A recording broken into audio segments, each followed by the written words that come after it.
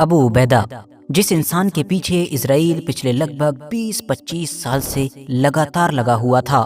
جب بھی اس انسان کا کوئی ویڈیو آتا تو اسرائیل کی خفیہ ایجنسی اس ویڈیو کو بڑے ہی دھیان سے دیکھتی اور بار بار اس ویڈیو کے اندر اس انسان کے باڈی کے موومنٹس کو، اس انسان کی آواز کو پڑھنے کی کوشش کرتی تاکہ بس کسی طریقے سے ایک بار یہ پتہ لگایا جا سکے کہ آخر اس لال رومال کے پیچھے موجود یہ انسان ہے کون، اس کی اصلی پہچان کیا ہے۔ مگر لاکھ کوششوں کے باوجود بھی اسرائیل ہمیشہ ناکامیاب ہی ثابت ہوتا۔ اتنا ہی نہیں، اسرائیل نے تو کئی الگ الگ موقعوں پر، الگ الگ وقتوں پر اس انسان کو ختم کرنے کے لیے ایئر اسٹرائکس بھی کی، مگر ہر بار ہی اسرائیل کا یہ اندازہ بھی غلط ثابت ہوتا کیونکہ بعد میں یہ انسان زندہ نکل آتا۔ لیکن 30 اگست 2025 کے آس پاس میں اسرائیل نے جب اس انسان کو ختم کرنے کے لیے ایئر اسٹرائک کی یا اس انسان کو ختم کرنے کا دعویٰ کیا تو اس کی یہ ایئر اسٹرائک اور اس کا یہ دعویٰ آخری ثابت ہوا۔ اس کی وجہ یہ تھی کہ اس بار سچ میں ہی اسرائیل ابو عبیدہ نام کے اس انسان کو ختم کرنے میں کامیاب ہو چکا تھا۔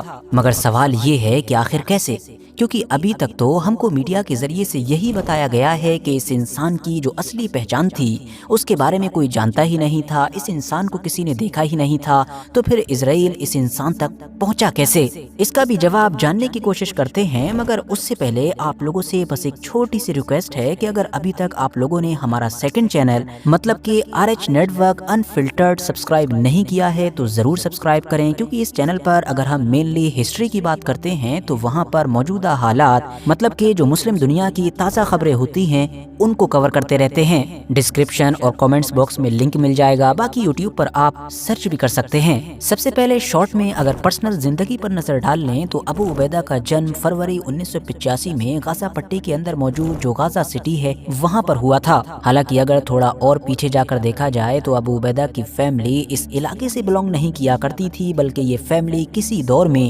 اس ایتہاسک علاقے کے آس پاس میں رہا کرتی تھی کہ جس کو اسقلان کہا جاتا تھا۔ مگر 1948 میں جب اسرائیل بنا تو ان کی فیملی کو ہزاروں فلسطینیوں کی طرح اس علاقے کو چھوڑ کر جانا پڑا۔ یہ وہی علاقہ ہے کہ جس کو آج کل اشکلون کہا جاتا ہے۔ الگ الگ میڈیا رپورٹس کی مانیں تو حماس کی دنیا میں ابو عبیدہ کی انٹری 2002 کے آس پاس میں ہوئی تھی، مطلب اس دور میں ہی ابو عبیدہ نے حماس کو جوائن کر کے اسرائیل کے خلاف جنگ شروع کر دی تھی۔ حالانکہ وہ وقت کہ جب اچانک سے حماس کا یہ فائٹر پوری دنیا کی نظروں میں آنا شروع ہوا تھا، وہ دراصل 2005 اور 6 کے آس پاس کا وقت تھا، جب حماس نے ابو عبیدہ کو ایک بہت بڑی ذمہ داری دیتے ہوئے اپنا اسپوکس پرسن مطلب کہ پروکتا چنا تھا۔ اس کے بعد پھر یہ لگاتار دیکھا گیا کہ حماس اب جب بھی دنیا کو کوئی میسج دینا چاہتا تھا، دنیا سے کسی بھی طرح کی کوئی بات چیت کرنا چاہتا تھا تو صرف اور صرف ابو عبیدہ کے ذریعے سے ہی کی جاتی تھی۔ دنیا بھر کا میڈیا حماس کی طرف سے آئی ہوئی جتنی بھی خبریں چلاتا تھا وہ دراصل وہی ہوتی تھیں کہ جو ابو عبیدہ کی ویڈیو کے ذریعے سے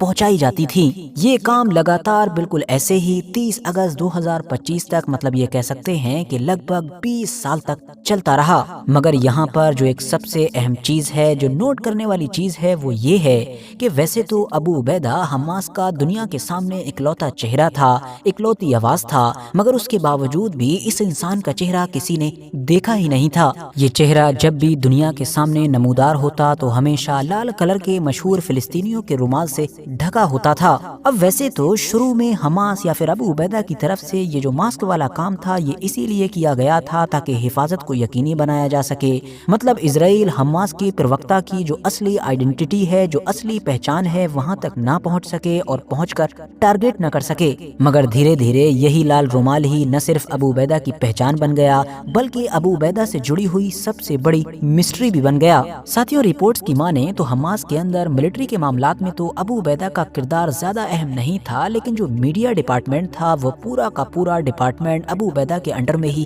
چلا کرتا تھا۔ اب کیونکہ ابو عبیدہ کی پہچان ظاہر نہیں تھی، لوگوں نے ابو عبیدہ کو دیکھا ہی نہیں تھا، تو اسی لیے یہ ٹارگٹ اسرائیل کے لیے سب سے مشکل ٹارگٹ ثابت ہوا۔ پچھلے 20 سال میں لگاتار اسرائیل نے بے شمار کوششیں کی، ابو عبیدہ کی اصلی پہچان جاننے کی کوشش کی، اور اس کے علاوہ الگ الگ وقتوں پر الگ الگ جگہوں پر اندازہ یا آپ کہہ سکتے ہیں کہ تکے کے ذریعے سے ابو عبیدہ کو قتل بھی کرنے کی کوشش کی۔ مگر اسرائیل کی ایسی درجنوں ایئر اسٹرائکس فیل ثابت ہوئیں، کیونکہ ہر بار ही कुछ वक्त के बाद ये लाल रुमाल वाला अबू उबैदा का चेहरा टीवी पर नजर आ जाता था। लेकिन जैसा कि हमने बिल्कुल शुरू में बताया कि 30 अगस्त 2025 को इजराइल की तरफ से की गई ऐसी ही एक कोशिश आखिरी कोशिश साबित हुई, क्योंकि इस बार वाकई इजराइल अबू उबैदा को टारगेट करने में कामयाब साबित हुआ। इजराइल ने तो अगले ही दिन अबू उबैदा की मौत का क्लेम भी कर दिया था, मगर हमास पूरी तरीके से खामोश रहा और ये खामोशी अगले कुछ दिनों नहीं बल्कि कुछ महीने तक रही। और अब 2025 दिसंबर के बिल्कुल आखिर में आकर हमास की तरफ से अबू उबैदा और अबू उबैदा के साथ साथ कुछ और भी सीनियर कमांडर्स की मौत का ऐलान किया गया। 30 अगस्त 2025 को इजराइल ने ये जो स्ट्राइक की थी ये दरअसल गाजा सिटी के एक अपार्टमेंट पर की गई थी, जिसके अंदर एक नहीं बल्कि टोटल 11 लोगों की मौतें हुई थी। अब इजराइल को अबू उबैदा की असली पहचान का या फिर अबू उबैदा की एग्जैक्ट लोकेशन का उस वक्त कैसे पता चला था, इसको लेकर मीडिया में तो अभी भी ज्यादा कुछ क्लियर नहीं हो सका है, लेकिन सोशल मीडिया पर इससे रिलेटेड बहुत सारी थ्योरीज चल रही हैं। मिसाल के तौर पर एक्स के जिसको पहले ट्विटर कहा जाता था, उस पर जिस थ्योरी को सबसे ज्यादा वायरल किया जा रहा है और शेयर किया जा रहा है वो ये है कि सबसे पहले तो तमाम मीडिया और सोशल मीडिया पर अचानक से ये खबर फैलने लगी कि हमास के किसी खतरनाक और अचानक हमले की वजह से इजराइल के लगभग 4 फौजी गायब हो गए हैं, जिनका गाजा पट्टी के अंदर कोई भी पता नहीं चल पा रहा है। जब ये खबर या जिसको हम एक अफवाह भी कह सकते हैं ये ज्यादा फैली, तो हमास से जुड़ा हुआ ही कोई एक ऐसा बंदा कि जो गाजा पट्टी से बाहर किसी और देश में बैठा हुआ था, उसने कंफर्म करने के लिए हमास के ही एक अहम बंदे से कांटेक्ट किया, और ये जो अहम बंदा था ये शायद अबू उबैदा ही था।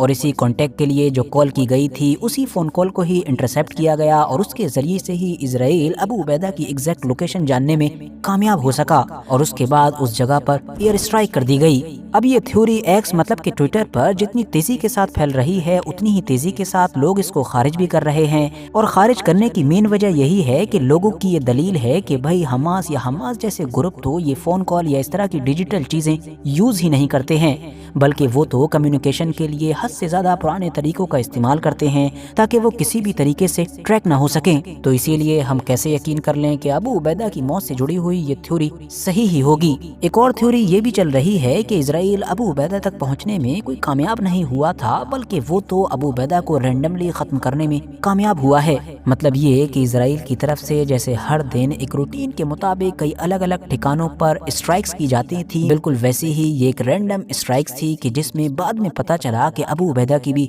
मौत हो चुकी है। एक और वर्थ नोटिसिंग चीज कि जो हमने अपनी रिसर्च के दौरान पाई वो ये कि एक्स मतलब ट्विटर पर कई ऐसे अरब दुनिया के अकाउंट्स हैं कि जो 2023 के दौर से ही अबू उबैदा की पहचान से जुड़े हुए बहुत सारे पोस्ट कर रहे थे, और कई में ऐसे पिक्चर्स शेयर किए जा रहे थे कि जिनके बारे में दावा था कि ये अबू उबैदा के पिक्चर्स हैं। और यही या इससे मिलते जुलते ही वो पिक्चर्स भी थे कि जो इजराइल की तरफ से भी 2023 या 24 के आसपास में कई बार अबू उबैदा को लेकर शेयर किए गए थे। अब ध्यान देने वाली बात यह है कि वैसे तो ये सारी तस्वीरें अबू उबैदा की कोई असली तस्वीरें नहीं थी, बल्कि एआई या इस तरह के टूल को यूज करके जनरेट की गई तस्वीरें थी। लेकिन हाँ, अब जब अबू उबैदा की असली पहचान जाहिर की जा चुकी है तो इतना कहा जा सकता है कि ये एआई या बाकी डिजिटल टूल्स के जरिए से बनाई गई तस्वीरें अबू उबैदा से मैच करती हैं, जिसका मतलब ये हुआ कि अबू उबैदा की असली पहचान इजराइल के सामने पूरी तरीके से ना भी सही लेकिन 50% से ज्यादा तो खुल ही चुकी थी। बाकी इस पूरे मुद्दे पर आप लोगों की क्या राय है कमेंट्स बॉक्स में